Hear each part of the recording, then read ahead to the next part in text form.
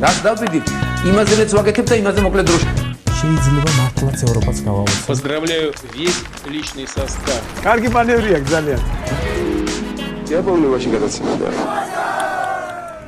ვაშა გადაცემა მოგესალმებათ. თენგის გოგოტიშვილის პოდკასტი. გვიყურეთ, მოგვიწონეთ, გამოგვიწერეთ. YouTube-ზე, Facebook-ზე, Instagram-ზე და TikTok-ზე. ერთი მსოფლიო ლიდერის გატაცება რომ შეგიძლოთ ვინ იქნებოდა ეს? პუტინს ჩავსვამდი ციხეში. პასუხს ვაგებინებდი სამხედრო დანაშაულებისთვის. პასუხს ვაგებინებდი იმისთვის, რაც ბუჩაში ვნახე ერთ-ერთი პირველი ვიზიტისას. უკრაინელი ბავშვების გატაცებისთვის, ვისაც ირპენში შევხვდი.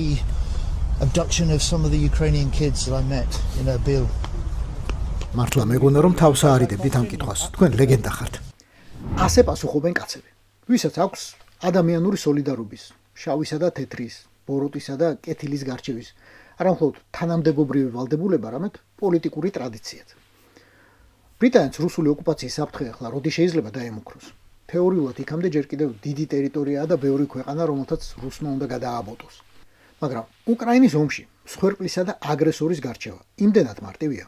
მართლა პროჭორილელი უნდა იყო, რომ თვალი დაიბრმოო და ყური დაიყრუო. ზოგადად მშვიდობის აუცილებლობაზე ისაუბრო და ერთხელაც ვერ ამოღერღო ვინაა აგრესორი და დამნაშავე. მხოლოდ ბოლო ამბავს გეტყვით, რაც თავდაცვის მინისტრ ჰილისგან კიევში გავიგეთ. ბრიტანეთის მთავრობამ გამოაცხადა ტენდერი ბრიტანეთში სპეციალურად უკრაინისთვის.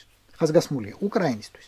საშუალო მანძილის ამ დაახლოებით 500 კილომეტრის რადიუსის ბალისტიკური რაკეტების შესაქმნელად და საწარმოებლად, რომელსაც 200 კილოგრამამდე ექნება საბრძოლო მუხტი. ტენდერი ახლა გამოცხადდა და სამმა კომპანიამ უკვე მიიღო 9 მილიონი საპროექტო სამუშაოებისთვის. თითო რაკეტა იღირება 800,000 გირვანქამდე, დაახლოებით $1,000,000, რაც ძალიან კარგი ფასია. ახლა დადასტურდა, რომ ბრიტანეთი მზადაა საკუთარი შენაერთების გაგზავნოს უკრაინაში, თუ კი დაიდება სამშვიდობო შეთანხმება. ამან რა თქმა უნდა გააცოფა საერთოდ რუსი. ბუნებრივია. საერთო ჯამში კი დეტალებს რომ თავი ავარიდოთ, განვლილ 4 წელიწადში გაერთიანებულ სამეფოს უკრაინისთვის გაღებული აქვს 22 მილიარდი გირვანქის დახმარება.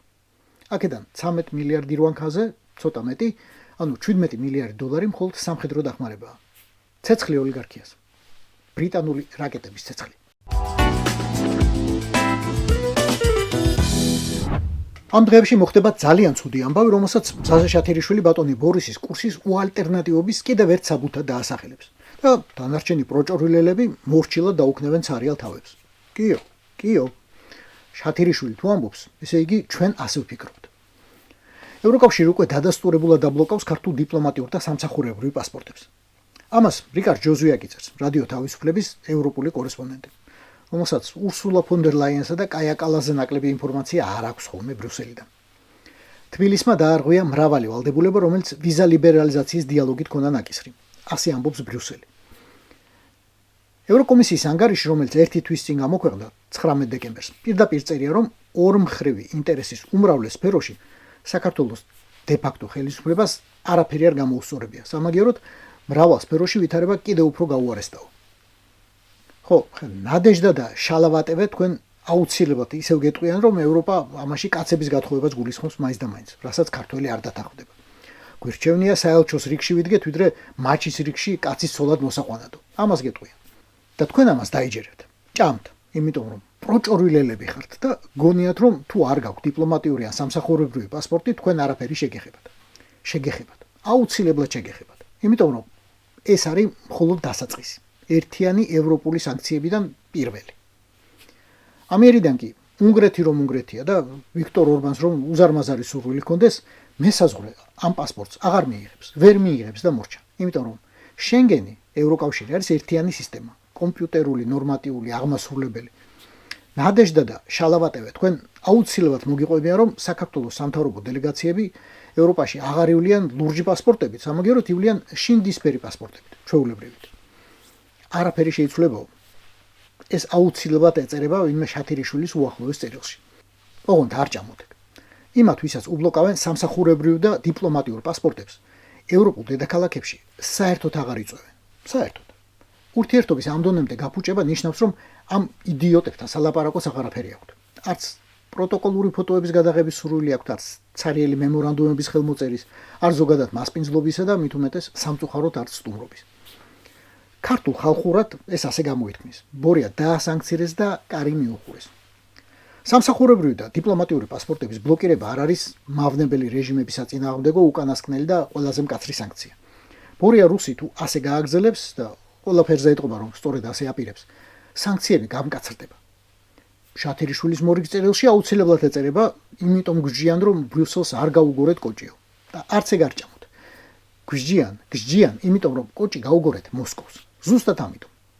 ევროკავშირის გადაწყვეტილება საფუძვლად ექნება საქართველოს პოლიტიკის არაადეკვატურობა მესამე ქვეყნებთან მიმართებაში. ანგარიში ასახელებს რიცხვს. 160,000 რუსი მოქალაქე, რომელმაც საქართველოს ბოლო 4 წელიწადში შეაფარა თავი. იზრდება საშიშროება, რომ რუსებმა საქართველოს შეიძლება გამოიყენონ უცხოური ზეგავლენის ოპერაციების გასატარებლად. შეშფოთების კიდევ ერთი საბაბია საქართველოს მოქალაქეობის ბოროტად გამოყენება, განსაკუთრებით რუსი ეროვნების პირების მიერ, ვინც ეს მოქალაქეობა გამარტივებული წესით მიიღო. ეს ზრდის რისკებს როგორც არალეგალური მიგრაციისთვის, ასევე ევროკავშირის უფრო ფართო უსაფრთხოებისთვის. სჭირდება ამას განმარტება.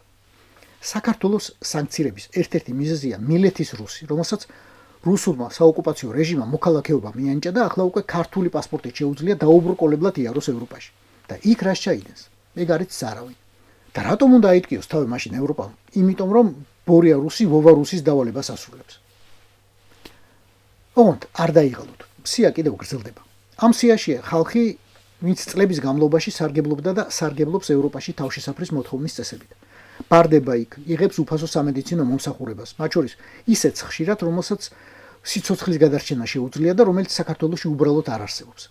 ეს ქართველებისთვის უფასოა, მაგრამ საბოლოო ჯამში ვიღაც ხო იხდის. ფულს თავდაუზოგავად მომუშავე ევროპული მოქალაქე იხდის ამაში.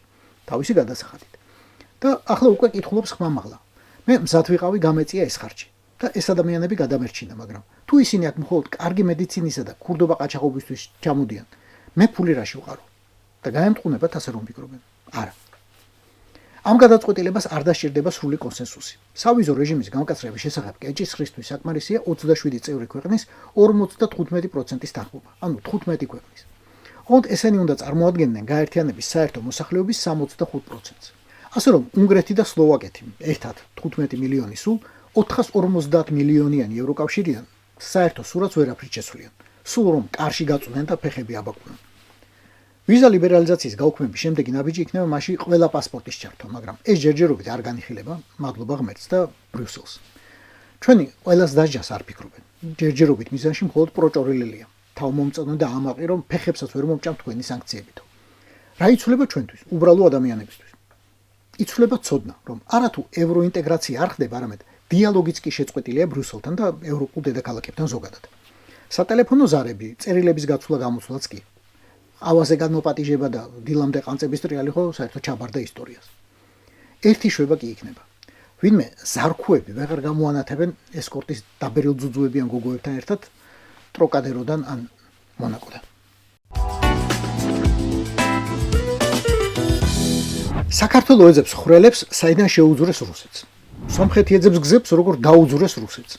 და მგონი მიაგნო კიდეც. საბოლოოდ ფორმდება პროექტი სახელად ტრიპი, რომელიც აზერბაიჯანს ნახჭევანის ექსკლავთან დააკავშირებს. სომხეთის გავლით, რა თქმა უნდა. ერთის მხრივ ეს შეთანხმება გაუხსნის სომხეთს ბიზნესს და ეკონომიკურად ააყვავებს. თან ეს მოხდება სომხეთის სუვერენიტეტის შეულახავად. ფიქრობ, ტრიპი იქცევა მოდელად მსოფლიოსთვის, როგორ შეიძლება გახსნა ეკონომიკური შესაძლებლობები და მიაღწიო კეთილდღეობას შენის სუვერენიტეტისა და ტერიტორიული მთლიანობის დაუზიანებლად. ეს არაჩვეულებრივია სომხეთისთვის, არაჩვეულებრივია შეერთებული შტატებისთვის. სახელწოდება ტრიპი იშიფრება როგორც ტრამპის გზა საერთაშორისო მშვიდობისა და აყვავებისკენ. არც მეტი და არც ნაკლები. ამბიციური სახელია, მაგრამ ვინ იტყვის, რომ პროექტის ამოცანა და მასშტაბი არის ნაკლებად ამბიციური. გზაზე კონტროლი და პასუხისმგებლობა გადადის ამერიკის ხელში. ანუ ტვირთებზე, რომელიც აზერბაიჯანის მხრიდან ნახჭევანში შევა და პირიქით. მოძებნეთ რუკაზე ნახჭევანი. გზა უკვე არსებობს, მაგრამ ათობით წლებია გასაგები მიზეზების გამო რომ უმოქმედოა. ტრიპის პროექტი მას გააცოცხლებს და გააცოცხლებს ურთიერთობა ზოგადად სომხეთსა და აზერბაიჯანს, სომხეთსა და თურქეთს, სომხეთსა და ცენტრალურ აზიას, თურქეთსა და ცენტრალურ აზიას, აი ამ ყველასა და შეერთებულ შტატებს შორის. ოფსაიდში მირჩება თუ გამოიცნობთ საჩუქრად გადმოგეცემათ ჭორვირელი პინგვინის ლაყე კვერცხი. პინგვინთან ბრძანებლის ამოცანაც ეგ არის და ეგ იყო. საქართველოს საერთაშორისო როლის განულება. მაგრამ არა მისი ბრძანებლის პუტინის ინტერესების ხარჯზე. და როდესაც ნეტარად არიან გაყუჩებულები პროჭორვილელები, მათი ხაზეინები ბოლომდე იბრძვნიან. მოусმინეთ ამას და ისიამოვნეთ და იფიქრეთ. Мы должны заниматься сейчас не Сирией и не Венесуэлой. ჩვენ ახლა სირია და ვენესუელა კი არ უნდა გვადარდებდეს. პოზიციებს არ უნდა უკარგავდეთ. ჩვენთვის ყველაზე მნიშვნელოვანი ახლო საზღვარგარეთია. ვენესუელაზე გაცილებით მეტად მტკივნეულია რა ხდება სომხეთში. სომხეთის დაკარგვა მართლა უზარმაზარი პრობლემაა. პრობლემები გვაქვს ჩვენს აზიაში, შუა აზიაში, ცენტრალურ აზიას რომ უწოდებენ ახლა. ძალიან მტკიცე უნდა აუხსნათ ყველას. თამაში მორჩა. მიგვიფურთხებია საერთაშორისო სამართლისთვის, საერთაშორისო წესრიგისთვის. თუ ჩვენი ეროვნული უსაფრთხოებისთვის გვჭირდება სპეციალური სამხედრო ოპერაციის ჩატარება უკრაინაში, რატომ არ შეგვიძლია დავიწყოთ გავლენის სხვა ზონებში? იქნებ უფრო მკაფიოდ უნდა ჩამოვაყალიბოთ ჩვენი დოქტრინა და მკაფიოდ თქვათ, რომელია ჩვენი გავლენის ზონა. ეგ ორივე, სალავიოვი და დუგინი არიან, აი რაც რუსებს კარგი გამოთქმა აქვთ. თქვენს ეთერში არ მინდა ახლა ამის თქმა, ორივენი არიან Պալաչկի երևույթներն են իրանք։ Մեկը ერთმანეთისგან არ განსხვავდებიან. ამაზე გასაგებად რა თქვას და რა ქნას, რომ თქვენ გაიგოთ. საქართველოსა და მთელი კავკასიაც და რუსეთის მთელი ყოფილი იმპერიაც თავისად მიაჩნია ისევ. და შენ თუ სრულ მონობაზე არ ხარ ყაბულს, ავტომატურად ეწერები მტრებში, რაც უნდა მოუჩლიქო ენა და მოიხსენიო ლოცვებში. სომხეთი ხომ ნიშანია. აწლეულების განმავლობაში რუსეთის მონური ერთგულების სიმბოლო, რომელიც ღალატითა და მიტოვებით დასრულდა. და ისწავლეთ ამ ნიშნების ცნობა. ისწავლეთ სწავლა სხვის შეცნობებზე. ეს იყო ვაშა გადაცემა. თენგიზ გოგოტიშვილის პოდკასტი. გვიყურეთ, მოგვიწონეთ და გამოგვიწერეთ ყველა პლატფორმაზე: YouTube-ზე, Facebook-ზე, Instagram-სა და TikTok-ზე. რაც დავიდით, იმაზე რაც ვაკეთებ და იმაზე მოკლედ დროში. შეიძლება მართლაც ევროპაც გავაუწყოთ. Поздравляю весь личный состав. კარგი მანევრია ძალიან. Я помню очень гадаться.